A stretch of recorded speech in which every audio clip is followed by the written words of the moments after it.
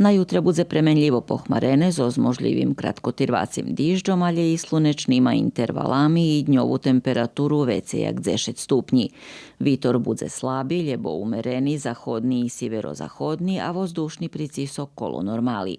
Minimalni temperaturi od 4 po 6, a maksimalni od 13 po 14 stupnji. Na stredu bude cepljejše zo umerenu pohmarenoscu i slunečnima intervalami, a dižd možljiviljem na juhu Srbiji.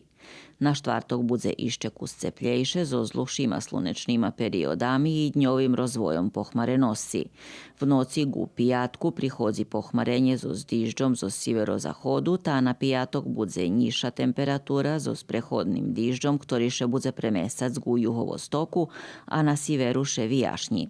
Na sobotu i njedzelju budu slunečni periodi zo s malom možljivosću za kratkotirvaci diždž, a dnjovo temperaturi budu kuz višši jak 15 stupnji.